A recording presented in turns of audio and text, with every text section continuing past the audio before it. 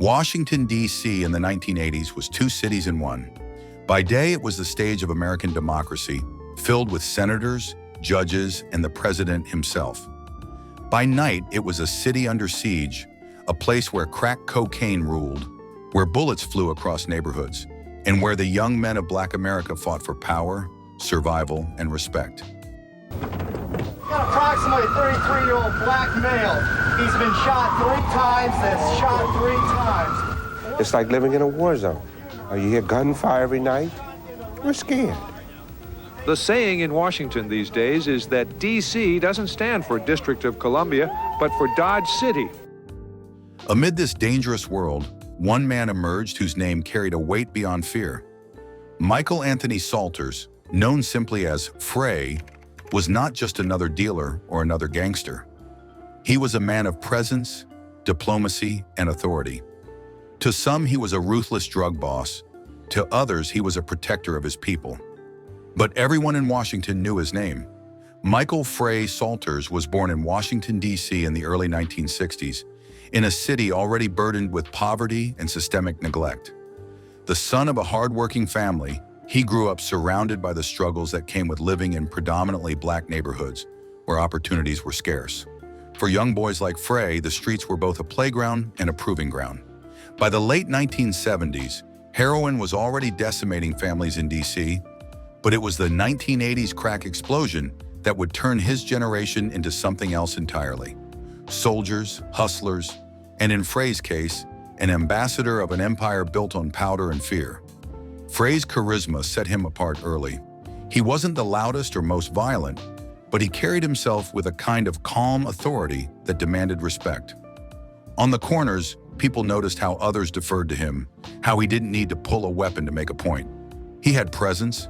In an era when reputation was everything, Frey's reputation was gold.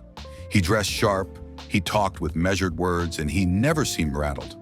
Where other young hustlers were unpredictable and reckless, Frey was calculating. He seemed to see the bigger picture. By the early 1980s, crack cocaine hit Washington like a storm. It transformed the landscape almost overnight. Row homes that once housed working-class families became crack houses. Empty playgrounds became open-air drug markets. Street corners turned into battlegrounds. The violence escalated at an unimaginable pace, and D.C. earned a new, infamous title, the murder capital of America.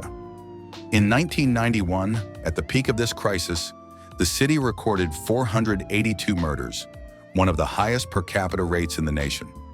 For a city as small as Washington, it was catastrophic. It was in this blood-soaked environment that Frey came to power. But unlike many of his peers who relied on brute force, Frey had something else: diplomacy.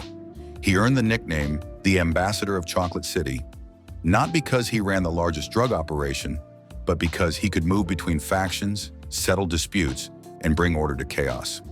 Frey wasn't a traditional drug kingpin in the sense of running massive crews or holding down sprawling corners. Instead, he was more of a broker, a man who could connect supply to demand, resolve beefs between rivals, and ensure that the money kept flowing. In a world where small conflicts often spiraled into deadly wars, this skill made him indispensable. His reach extended beyond the streets. Frey was known for looking out for people, particularly those behind bars. He sent commissary money to locked-up associates, paid for lawyers, and made sure that families of incarcerated men were taken care of. This kind of loyalty cemented his reputation as someone who took care of his own, in the unforgiving logic of the streets that made him untouchable. He wasn't just feared, he was loved. But respect and love come with a price. Frey's role as mediator meant that he often had to stand up to other powerful figures, and one of those was a man whose name is infamous in the annals of American crime: Alpo Martinez. Alpo had come down from Harlem, New York in the late 1980s, bringing with him the brash, flashy energy of the Harlem drug scene. He was already a rising legend in New York, known for his ruthlessness and his flair. In D.C., he sought to expand his empire, but Alpo's style clashed directly with Frey's. Where Frey was measured and dignified, Alpo was loud and arrogant. Where Frey believed in resolving disputes with negotiation, Alpo relied on intimidation and spectacle. The two men could not be more different, and their rivalry was inevitable. Frey publicly humiliated Alpo on several occasions, undermining him in front of other dealers. One story passed down in whispers tells of Frey forcing Alpo to hand over kilos of cocaine without payment, a stunning display of dominance. To many in DC, Alpo might have been feared, but Frey was respected. That difference was everything. But respect alone doesn't shield a man from envy. For Alpo, Frey represented a threat, not just to his business, but to his image. In the world of drug kingpins, image was power. If Alpo was seen as weak, if word spread that he had been punked by Frey, his entire empire was at risk. The tension between the two men grew, simmering beneath the surface of DC's already violent streets. Investigations linked him to large drug shipments, but he always seemed one step removed, his hands never directly dirty. He operated more like a businessman than a street thug. To law enforcement, he was a ghost. Everyone knew his name, but nobody could pin him. Then in the summer of 1991, it all came to an end. On the evening of July 16th, Frey was driving near 1st and Bryant Streets Northwest, in a part of the city he knew well. He wasn't hiding, wasn't paranoid, wasn't expecting what was about to happen. As he stopped at an intersection, gunmen ambushed his car. A hail of bullets tore through the vehicle, riddling him with wounds. Witnesses described the sound as deafening, a barrage of automatic fire in the heart of the city. Frey was rushed to Washington Hospital Center, but the damage was too severe. Within hours, the ambassador of Chocolate City was dead. He was only in his late 20s or early 30s, still in the prime of his influence, yet felled in an instant by the same streets he had once controlled. The murder sent shockwaves through DC. To some, it was a message from Alpo, who many believed had orchestrated the hit. The story went that Alpo paid a local hitman with money, drugs, and a gun to take out Frey. For Alpo, it was revenge and survival rolled into one.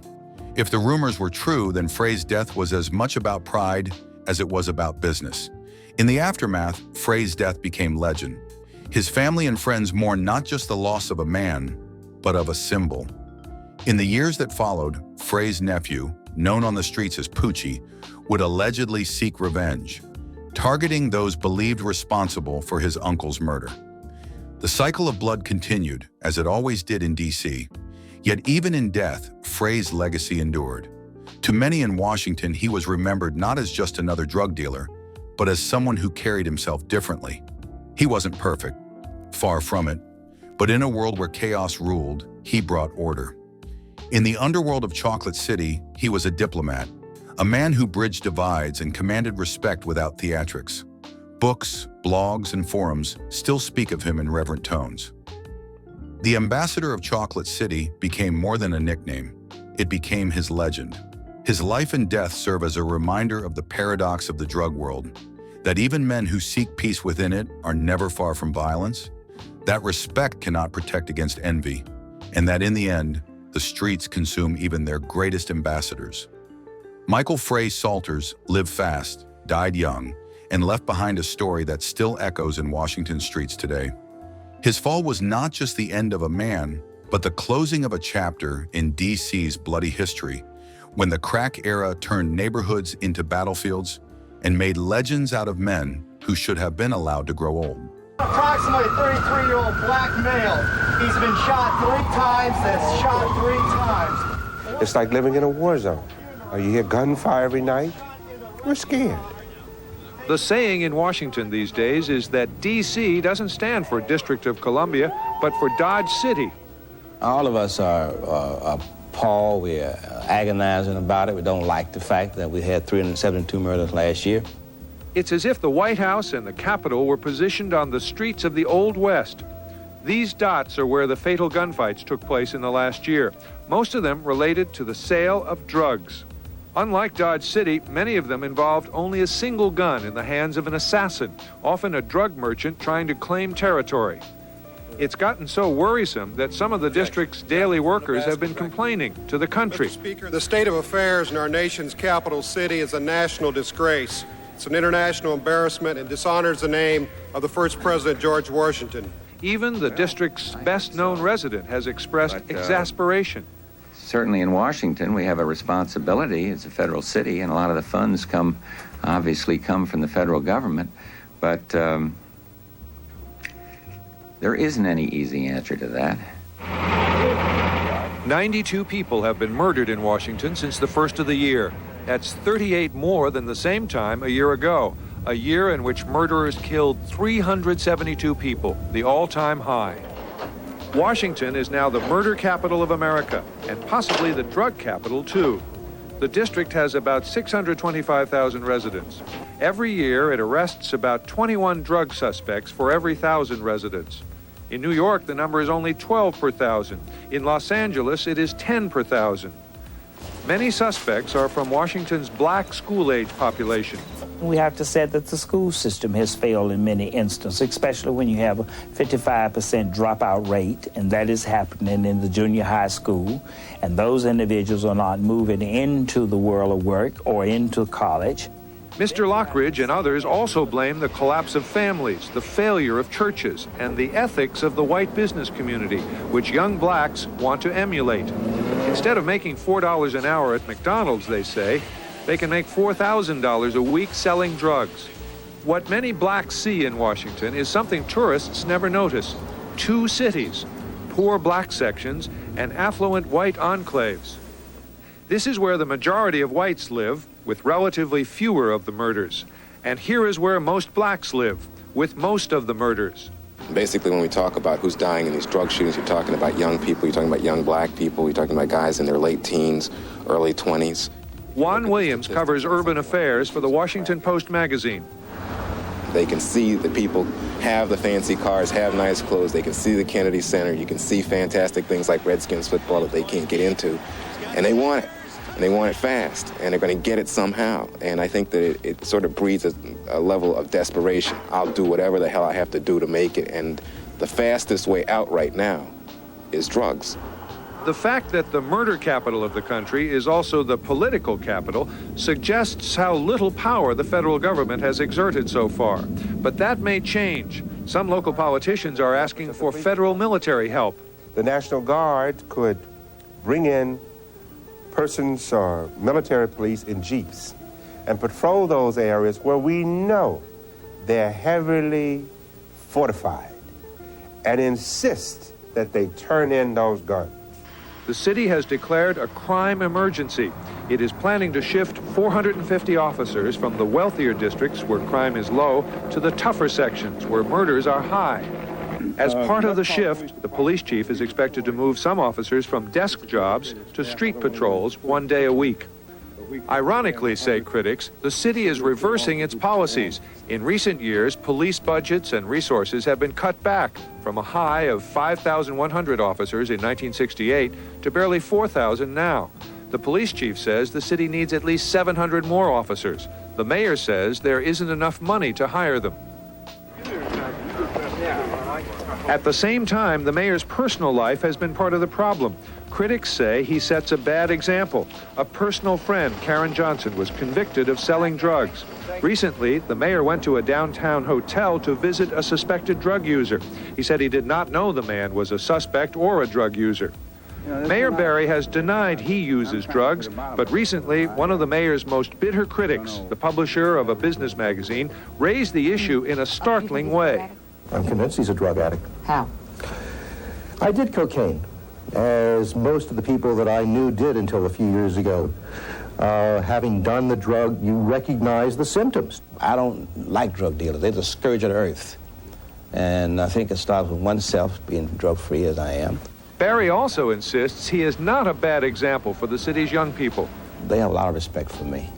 Everywhere I go, even the young drug dealers, when I'm out walking, they'll come up to me and say, Mr. Mayor, I'm glad you cleaned up this place, glad you cleaned up this area. As you stop selling dope, we can do it better. Washington is trying to do it better. Devout Muslims patrolling unsafe areas. Residents planning a march by 10,000 people in April. The city council trying to curfew teenagers. The mayor trying to keep more suspects in jail before trial and send them away longer after conviction if they deal in drugs and use firearms. A city council member, Nadine Winter, was reportedly warned not to push too hard against the drug merchants. But the mayor says the community can't hang back in fear. danger should not be the deterrent, it should be the willpower to go and stand up to these thugs and get them out of our neighborhoods.